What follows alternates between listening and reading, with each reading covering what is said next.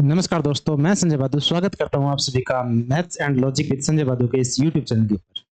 तो बहुत बहुत शुभकामनाएं दोस्तों आप सभी का। जो आपका जैसा कांस्टेबल का पेपर था, काफी दिनों से इंतजार था सभी को कि कांस्टेबल की भर्ती होने वाली है।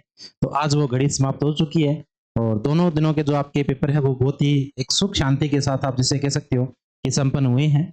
तो दोस्तों अब जो अपने बात करते हैं कि अब बच्चों के बीच में एक संशय आता है कि आपने 13 तारीख का पेपर देखा, एक आज आपने 14 तारीख का पेपर देखा, और जैसे थंबनेल आप सभी ने देख ही चुके हो कि अपने आज इस वीडियो के अंदर किस चीज के ऊपर बात करते हैं कि जो सेफ स्कोर है बच्चे कितने अटेम्प्ट करके हैं, किस प्रकार का आपका पेपर रहा, कैसे पेपर का पैटर्न रहा, कौन सी नई चीजें इस बार जो शामिल की गई है कि जैसे जो मैथ रीजनिंग का सबसे ज्यादा डर था कि रीजनिंग कितने का परसेंटेज जो इसमें रहेगी या मैथ का जो वेटेज है वो ज्यादा रहेगा, उन सारी चीजों के ऊपर अपने अब चर्चा करते हैं। और मैं जिन बच्चों के साथ मैंने रिव्यू दिया है उसके आधार पर मैं आपको बताने जा रहा हूं कि किस कैटेगरी के अंदर कितना जो आपका सेफ स्कोर है वो रहने वाला है, यानी कितने क्वेश्चन आपने जो किए हैं वो आपका एक सेफ स्कोर के अंदर आपके पास आएगा।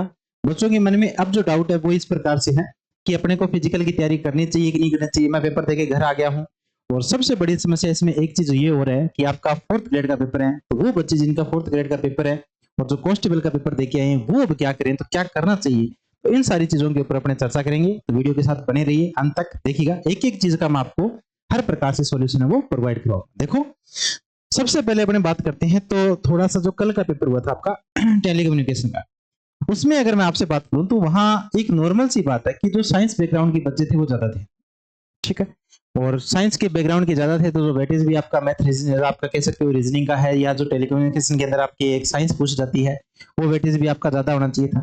तो अगर मैं आपसे यहाँ बात करता हूँ तो देखो कल के जो पेपर की अगर अपने चर्चा करते हैं तो इंडिया जीके आपके पास कम से कम कितने 11 से 12 क्वेश्चन बने थे। साइंस में आपसे लगभग 13 क्वेश्चन पूछे गए थे। करंट अफेयर इसमें दोनों आपके पास है, इंडिया का भी शामिल है और इसके अंदर आपका राजस्थान का भी शामिल है, यानी दोनों से लगभग आपको 15 क्वेश्चन है वो पूछे गए थे। इसी प्रकार राजस्थान जीके जिसमें पॉलिटी भी आपका है, हिस्ट्री भी आपका है, कल्चर भी आपका है, वहां से आपसे 35 क्वेश्चन है।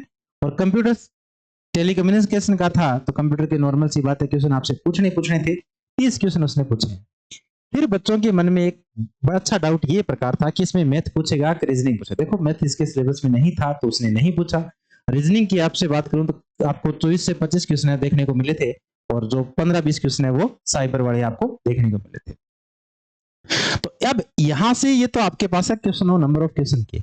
अब अटेम्प्ट कितने किए हैं आपने, सेफ स्कोर आपका क्या होना चाहिए। तो अब एक चीज देखो, संभावना की अपने बात करते हैं जो बच्चे करके आए हैं। इंडिया जीके की अगर बात करें 12% आपके पास बन रहे हैं लगभग। अगर बात करते हैं यहां से चर्चा अपने करते हैं तो एक बात ध्यान रखिएगा कि लगभग जो परसेंट आपके सही हो रहे हैं वो 5 से 6% हर बच्चे के यहाँ से लगभग ठीक होना चाहिए, यानी इतना स्कोर तो आपको करना ही करना था। अब बात आती है साइंस की। साइंस आप लोग पढ़ते भी हो अच्छे से, आप कवर भी कर सकते हो, कोई ज्यादा आपसे हार्ड है कुछ भी नहीं। लगभग मैं मान के चलता हूं कि 7 क्वेश्चन आपके साइंस के तो ठीक होनी चाहिए। तो 7 क्वेश्चन आपके यहाँ साइंस में बनते हैं। फिर करंट अफेयर, बहुत कोई डीप आपसे करंट अफेयर नहीं पूछा गया, आप आराम से 9 से 10 क्वेश्चन इसके अटेम्प्ट कर सकते हैं। तो यहाँ करंट अफेयर की बात करें तो 9 से 10% आपके हर पेपर में हर बच्चे के ठीक ठाक बैठने चाहिए।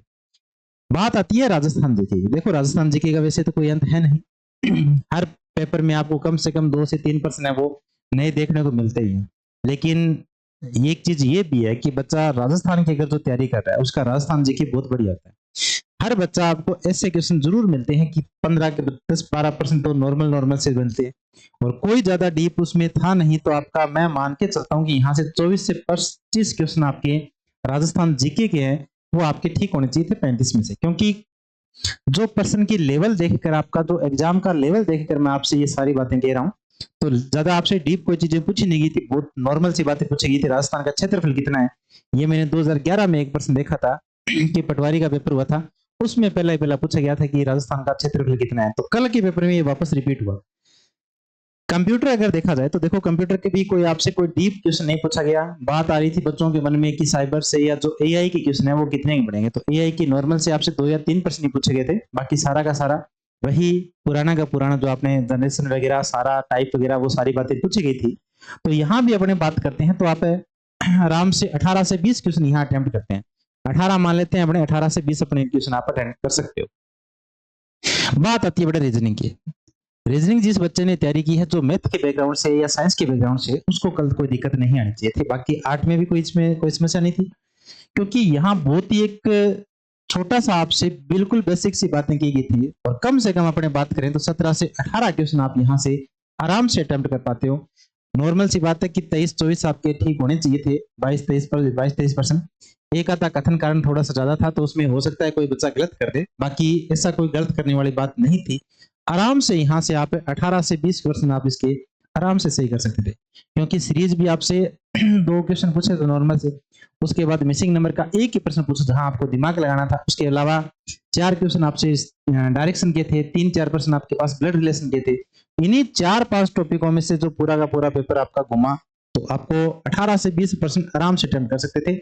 इसी प्रकार अगर मान के चलते हैं तो अपने 10% भी इसके मान लें, तो ये आपके पास लगभग परसेंट देखें तो देखो 6 और 7 13, 13 और 10 23, 23 और अपने 25 मान लेते हैं तो 48 अपने पास हो गए, 48 और 18 68, और यहाँ से 78, और यहाँ से आपके लगभग जो आपके 82-83 क्वेश्चन आपके पास क्या है, सही हो रहे हैं। यानी मैं अगर आपसे कहूं कि जिस बच्चे के 85 प्लस सही है, या आप मोटे मोटे तौर पर अगर बात करें 80+% जो बच्चा सही अटेम्प्ट करके आया, वो बिल्कुल सेफ है, बिल्कुल आगे की जो अपनी तैयारी है उसको कर सकता है इस टेली कम्युनिकेशन के पेपर में, पेपर का हल देते हुए। कई बार देखो अपने को लगता है कि पेपर बहुत इजी था, लेकिन जब अपने पेपर देकर आते हैं तो सारे सही होते हैं। अपने एग्जाम हॉल में बैठते हो तो आप अपनी मर्जी या इच्छा के अनुसार, ऐसा कोई प्रश्न नहीं होता कि जो आप जानबूझकर गलत करते हो। अपने हिसाब से अपने क्या करते हैं, सारे ही सही करते हैं, लेकिन फिर भी जब आंसर की चेक करते हैं तो वहां अपने को पता चलता है कि यार ये करता सही होते हुए भी गलत कैसे हो गया। तो कई बार ऐसा भी होता है 5-7 प्रश्नों में, तो वो नॉर्मल सी बात है, बनता ही बनता है। तो जो बच्चा 80+85 के आसपास जो बन रहा है, वो आराम से आगे की जो अपनी तैयारी है वो कर सकता है। ये हाल है सारा का सारा टेलीकम्युनिकेशन का। अब अगर मैं आपसे बात करूं आज का जो पेपर है, ये बात अपने चर्चा करते हैं। आज 14 सितंबर का जो आपका पेपर हुआ था, यहां से बात करते हैं तो एक तो आपके पास आती है पहली शिफ्ट है, और एक आपके पास आती है कौन सी, सेकंड शिफ्ट, दूसरी शिफ्ट है। दोनों का जो पेपर है, पेपर का जो लेवल था वो आप कह सकते हो कि मॉडरेट लेवल का आपका एग्जाम था। न तो आपका टफ था, न आपका ज्यादा इजी था, बिल्कुल जिस प्रकार से कांस्टेबल का पेपर होना चाहिए था, बकायदा हूबहू इसी प्रकार का पैटर्न था। न उसमें कोई ज्यादा छेड़खानी की गई, न क्वेश्चन आपसे डीप पूछे गए, तो ऐसा कोई भी प्रश्न नहीं पूछा गया कि जो आपको लगता हो कि ऐसा नहीं पूछना चाहिए था, आउट ऑफ सिलेबस कोई भी बात नहीं थी। पूरा का पूरा पेपर जो आपका बना वो एक सिलेबस में बना, एक सुव्यवस्थित ढंग से पेपर बना। बिल्कुल मैं इस चीज से बहुत संतुष्ट हूँ। बात आती है कि इसमें जो आपका कट ऑफ है वो डिसाइड करेगी आपकी जो मैथ और रीजनिंग है, और मैथ और रीजनिंग मैं आपको कवर करवाता हूं, लेकिन बच्चों ने बहुत हल्के में लेके चले थे मैथ और रीजनिंग को। आपके बाकी सारे लगभग क्वेश्चन सही होंगे। जो बच्चा मैथ और रीजनिंग को अटेम्प्ट नहीं कर पाया, वो थोड़ा सा खतरे के निशान में, लाल निशान के अंदर आप इसको कह सकते हो। मैंने आपसे बार बार कल भी चर्चा की थी कि कल जैसे 13 तारीख वाला पेपर का जो यूट्यूब पे एनालिसिस करवाया था, तब भी आपसे मैंने कहा था कि आपको 14 तारीख के पेपर में मैथ जरूर देखने को मिलेगी। और दोस्तों मजे की बात आपको बताऊं, मैथ और रीजनिंग के आते हैं 45 क्वेश्चन। 45 क्वेश्चन में से अब 2 साल हो गए कि जो मैथ के क्वेश्चन है उसमें पहली पारी में 27 क्वेश्चन आपसे पूछे गए हैं, बाकी लोग बच गए कितने 18, वो आपसे रीजनिंग के क्वेश्चन पूछे गए। इसी प्रकार जो सेकंड शिफ्ट थी, सेकंड शिफ्ट में भी मैथ और रीजनिंग का ही वेटेज रहा। यहाँ भी आपके कम से कम 25 से 26 क्वेश्चन है जो मैथ की पूछ रहे हैं, बाकी 17 से 18 क्वेश्चन कौन सा जो आपके रीजनिंग की है यहाँ से पूछे गए हैं। तो दोनों पेपर क्या आप कोई ऐसा नहीं कह सकते कि एक पेपर इजी था दूसरा हार्ड था, पहला हार्ड था दूसरा इजी था।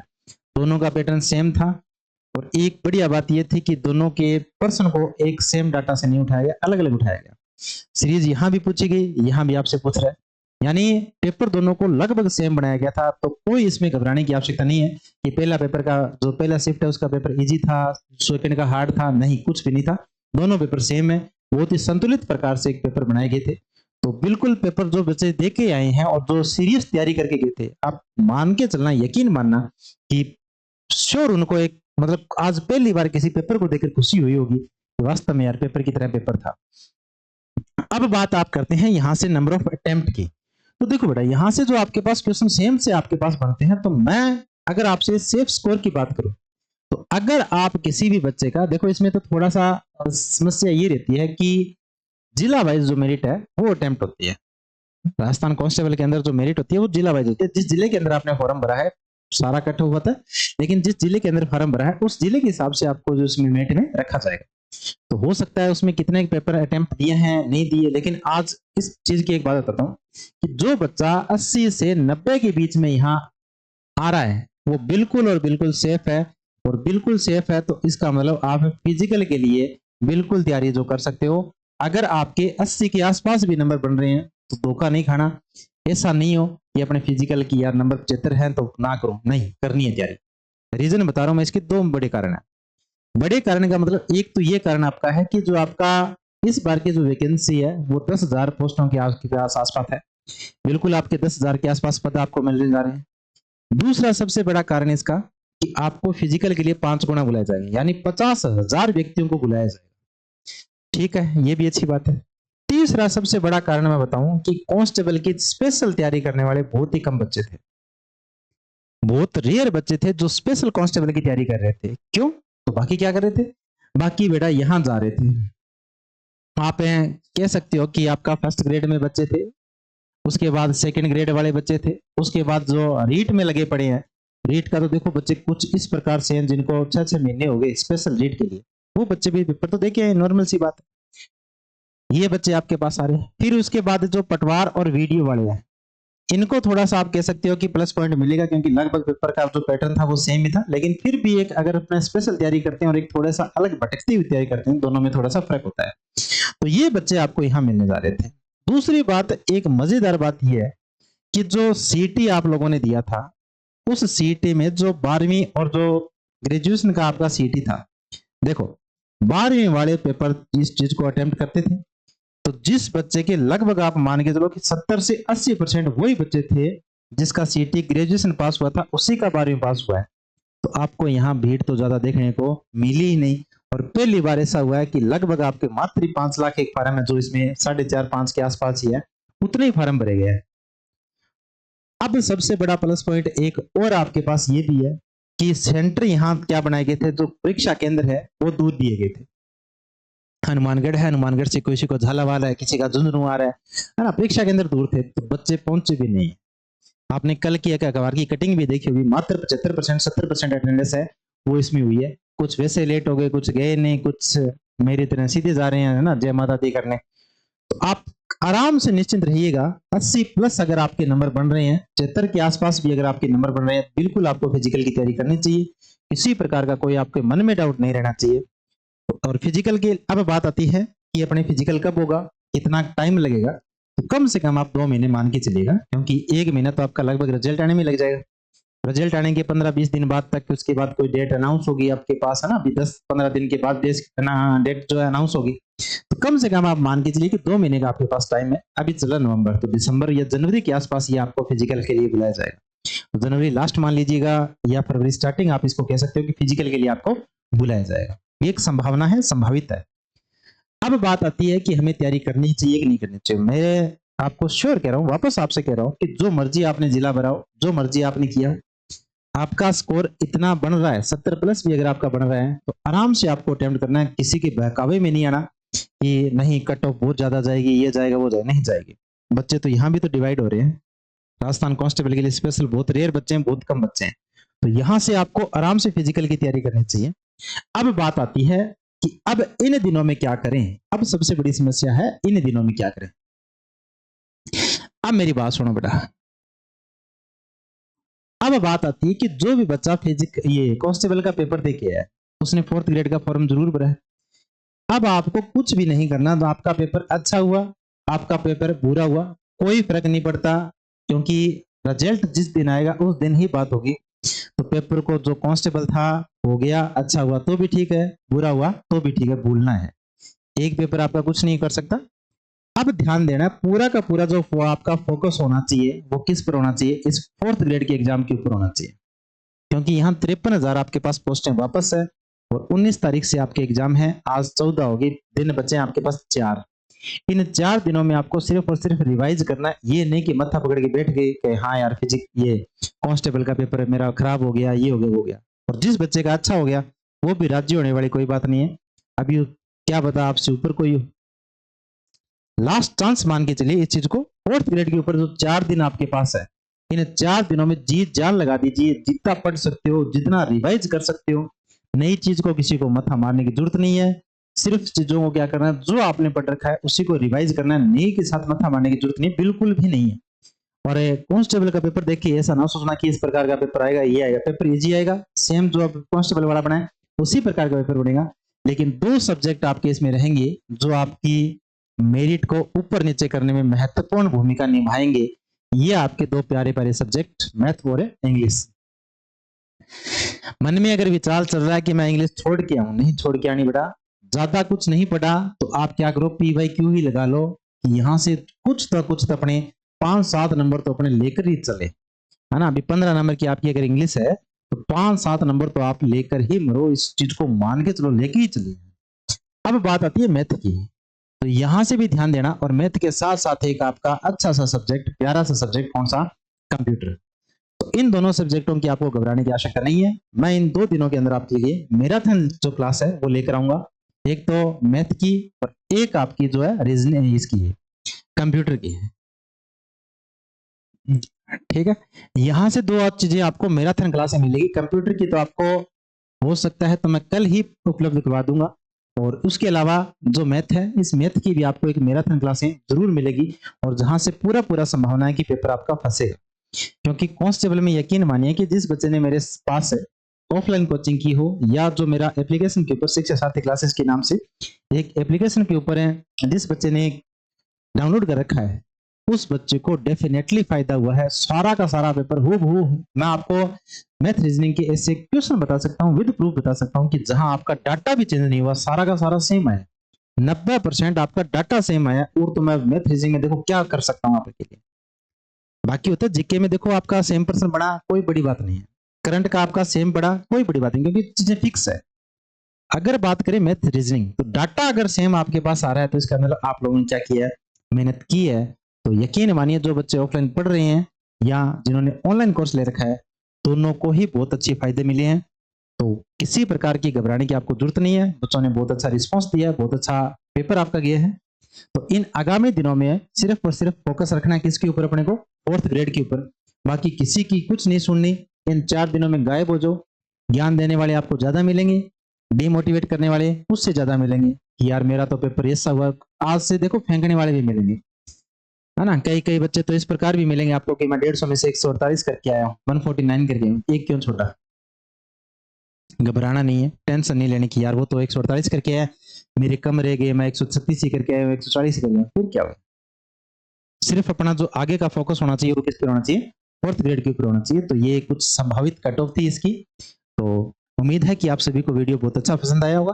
तो इस वीडियो को अधिक से अधिक अपने साथियों तक शेयर कीजिएगा, और चैनल को लाइक, सब्सक्राइब और शेयर जरूर कर दीजिएगा, maths and logic with Sanjay Badu के इस यूट्यूब चैनल को। तो मिलते हैं दोस्तों, एक टेलीग्राम चैनल आप ज्वाइन कर लीजिएगा, जहां सारी न्यूज आपको मिलती रहेगी। टेलीग्राम चैनल का मैं आपको नाम बता देता हूं, कैपिटल में सर्च कीजिएगा, और यहां से कैपिटल में अगर आप सर्च करते हो तो बिल्कुल आपको यहां से बहुत अच्छा फायदा है वो मिलने वाला है। तो इस चीज का ध्यान रखिएगा, ये आपके पास सारी की सारी बातें हैं वो रहने वाली है। तो मिलते हैं नेक्स्ट वीडियो के अंदर, तब तक के लिए जय हिंद, जय भारत।